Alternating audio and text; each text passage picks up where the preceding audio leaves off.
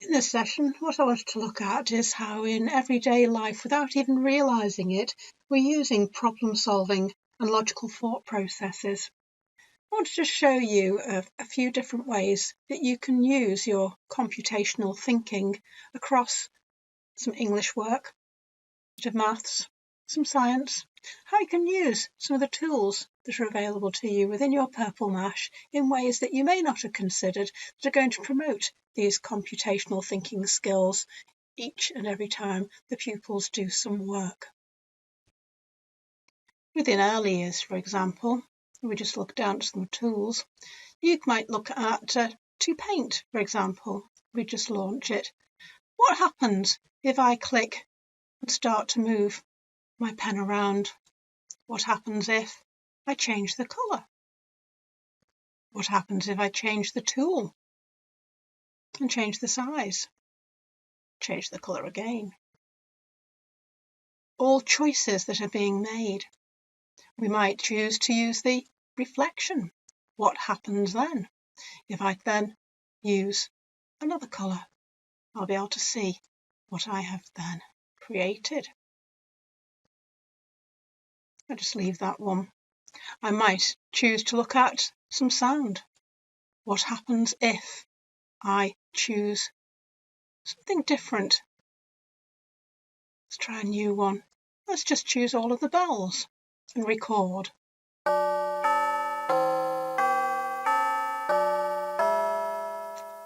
I've made those choices.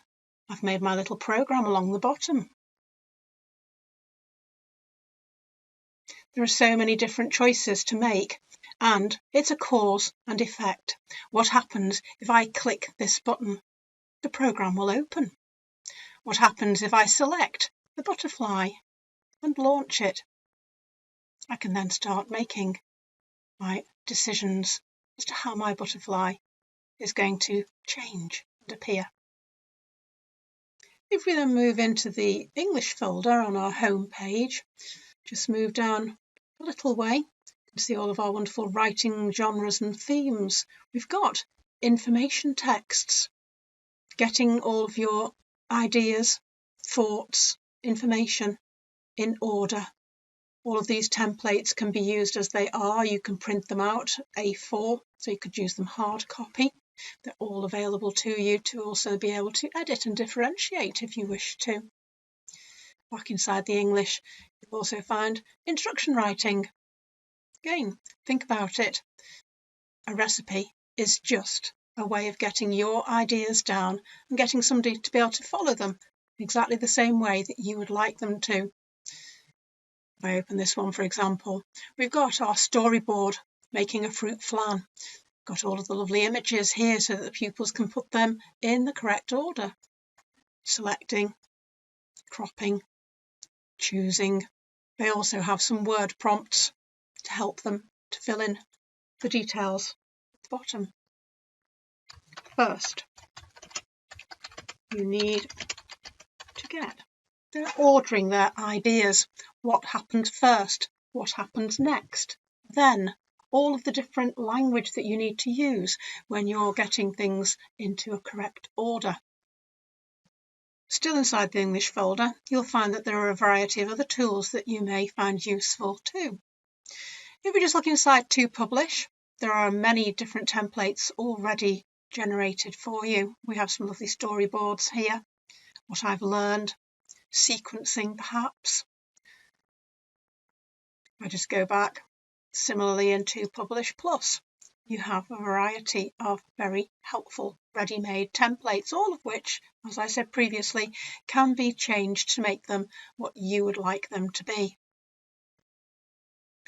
We have the lovely To Create a Story. Let's launch it. This is extremely powerful. There are 3 different versions on here, but again, it helps the children to get their ideas in some sort of order. I'll just go to the middle one for a start. Very quickly, they can start to add backgrounds. They can draw their own, of course. I've got my first page already. I'll just add another one. You see, they have lots of choices that they can make as they go along the way. Let's just choose another one. And I'll just select one final one so I can just illustrate what I'd like to be able to do to show you how this will get their ideas perfectly ordered. If I now just have a quick look at the planning area, you can see this is going to go from page 1 to page 2 to page 3 with my connecting arrows. I've got my logical thought processes. I just go back through the pages and forwards through the pages. I can see what's going on. Really nice. If I then was to move up onto the next level, I can start to introduce extra bits. Let's just show you. I'm inside to create a story, and I'm just going to open one that I've already made previously. Non-chronological writing. On here we can see that we've got a little adventure. I've got my characters. My character I can edit. I can decide what my character is going to do. Choices again. But this is the important part. If we have a quick look, can you see how much more complex my book now is? We're not just going in a straight linear from one page to the next. Choices are being made along the way, and I can see all of those connections. If we take a look inside the maths folder, there's the wonderful to question looking at branching yes-no databases. Yeses and nos being the things that computers understand. They don't understand maybes. If I just click on launch here, I'll open one that's already being created just to save some time. I can see choices being made. Does it have legs? Yes. Does it have wings? Yes. Are the wings colourful? Yes. Then it's a butterfly. It doesn't have to be done on the computer. Quite often it's nice to actually draw things out on cards and actually just follow through, seeing the pathways that are being created. Again, it's just looking at logical thought processes. What happens if? We also have in here the wonderful to quiz. The number of decisions that have to be made when you're actually creating a quiz are immense. You're having to decide, what is my question? What is the answer? How am I going to push people towards that answer? Is it going to be a yes, no? Is it going to be true, false? Is it going to be multi-choice? To design and make our computer-aided design program. Let's just launch that one. Okay, we could just look at the car, but there's so many other templates in here. I can take my cube, I can take my polygon, just what happens if I move that node.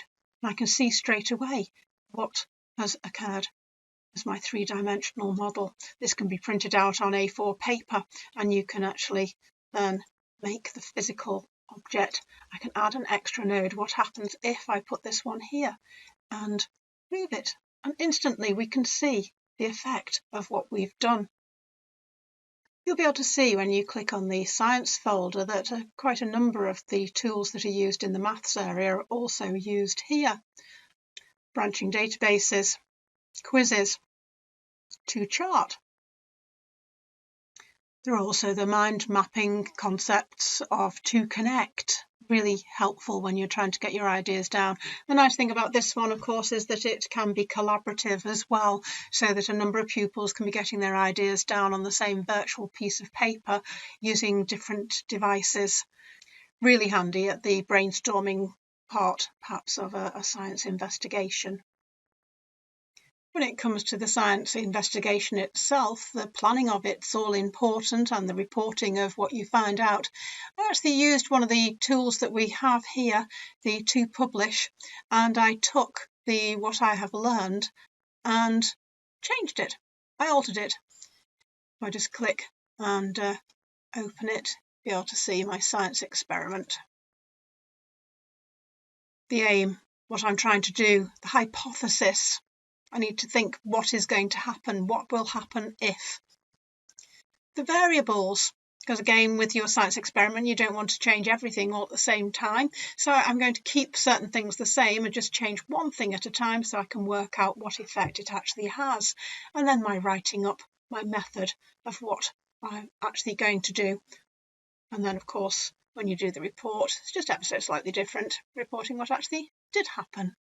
Everything, as I said, can be changed to make it how you would like it to be used by your pupils. I want now to go inside the tools area.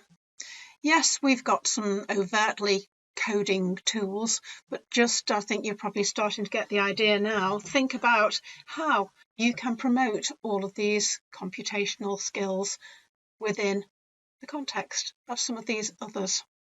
We've mentioned a number of the ones in the maths area. We've also mentioned quite a few of the ones within the writing language area. But had you considered, perhaps, if you're going to look at animation? Within your animation, you have to think what's going to happen next. I'm just going to make a rubber ball very simply move across my page. So I have it on this side. I move on to my next. I need my onion skin. I always do the Peter Pan bit so that we have the shadow joined on. Get that nice continuity then. And my next one, if I just add a page, I'm going to think, what will happen if I hit this side here? What's going to happen? As soon as this touches that side, it's going to do something just a little different. I'm going to make it change colour. There we go. Oops, and it's changed size as well. And then I can continue it moving around the screen, making all these shapes. And then what happens if it then hits another side? Just play it, see what happens. Bump, it's changed and it moves off again. We can see things very, very easily. This could be storyboarded. We have to think what happens next. There are lots of different ways using the animations that you could change things. Go back into my tools, keep going through. Got all of these lovely tools that you can have a look at. To paint a picture. Let's just launch that one. In here, we can make so many decisions. I've got my simple start. I'm going to choose my background colour and fill it in. I'm then going to make a new picture. And I'm going to choose to use the splash, one of my favourite ones. Let's choose a nice bright colour. But it's saying, do you want to use this background colour? Yes, I do. And then I'm going to make a large splash on there. And then I'm going to choose to use something else on here. Perhaps I could just use some wet paint.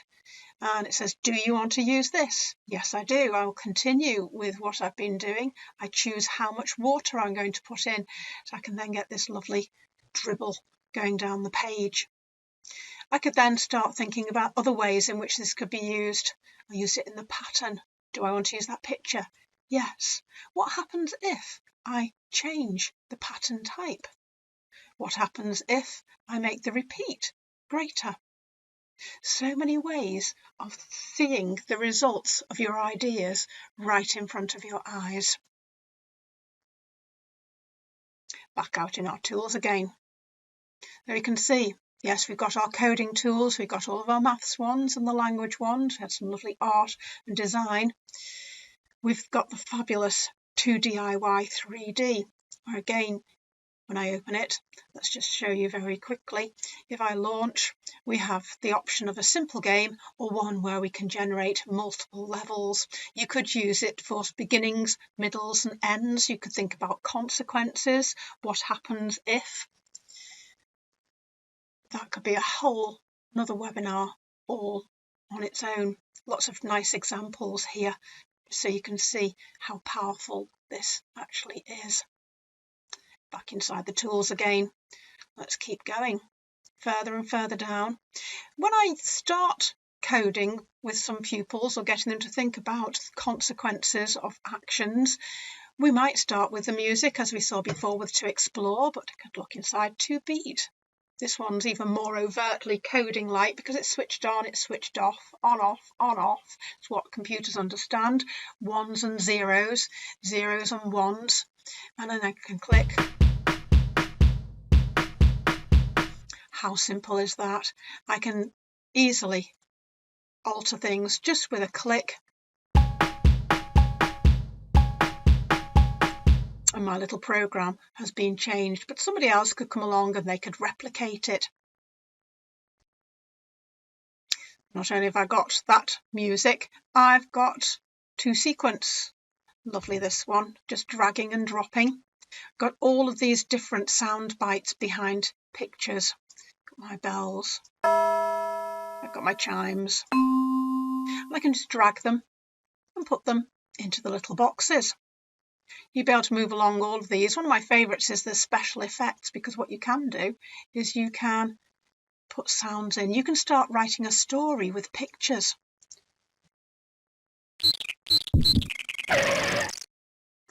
Sounds a little gruesome, that one, but you can already see, hopefully, that this is a slightly different way in, helping some children who find the concept of a sort of mathematical way of looking at coding and programming. They may just get the idea using that particular tool. And then, having looked through all of the ones that we've got, you see, as I say, things are repeated in different categories. If we go back to the ones that are more pure code, to go, much underestimated. Just have a quick look at this one. It's very bee-botty. People who are in early years will recognise it. You know that you've got all of these wonderful play mats, just like you'd have if you had a Roma or a Bee-bot, a sort of physical robot in front of you. But it can be used throughout the rest of the school. We can do the challenges. You can put your own backgrounds in. I'm going to do the one with the castle today. And here we can see cause and effect. If I click it once, it moves once. I'll rewind it. I can move my little man to start wherever I want him to, but I can now start to alter things. I can change the complexity of the instructions that are available to my programmer. If I choose this one, for example, I can now say move forwards 2, and off it goes. But something that people quite often don't realise is that you can do something even more powerful. If I click on the General tab, allow some programming, change the size of the grid a little. Now we have the ability to be able to start to make a program. I've got my commands. I'm going to try and get into the dragon. So I know that I'm going to go forwards. I could count if I wanted to, but I'm just going to guess. Then I'm going to go that way. There's no typing at all needed. Let's see, about 6, I think, and I'll try it. So we're experimenting. What happens if? And it's not quite enough. So 6 wasn't enough. Let's try 7. I'll just rewind and play. We can see a direct correlation between what's going on here and what's happening on the screen. Sometimes that's just what the pupils need to be able to understand. This is our little action of what we want to happen, but this is what causes it to happen, and there's no typing needed at all. You can see here you can make slightly more complex pieces of code, and you can also start to introduce things like loops. If I click on here, perhaps if I just change that, I'll rewind, and we can get the children to predict where they think the little knight is going to end up. If we go 3 times up and sideways 2. So we just let it run. It's gone once, it's gone twice, it's gone 3 times. And that's quite a nice way of leading them into the idea of repetition and using things similar to Logo. There's always these handy little video guides here as well to help you as you're going along.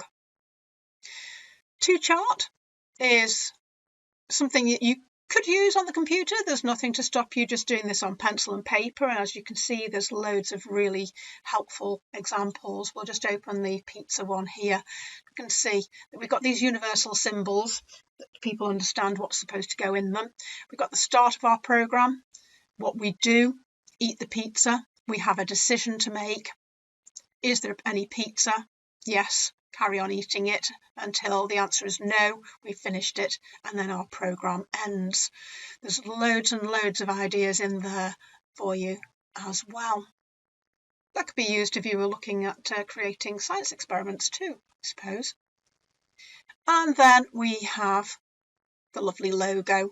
A lot of people get scared of it because they don't quite understand what it's all about. There's a fantastic guide here for you and some really nice cross-curricular challenges that you could be using. But it's very, very simple if you think about it as just being forwards, backwards and amounts of turn. I can put my grid on, and again, no typing involved at all. I want it to move forwards. How far? 5, and enter, and it moves. I want it to turn to the right, and it's saying, how much do you want? Now, if the children understand right angle corners, they would put in a 90, but you can just experiment. You can put in a number and see how much that gives you. And then I'd ask it to move forwards again. And we just can see all the different shapes that we can start to draw.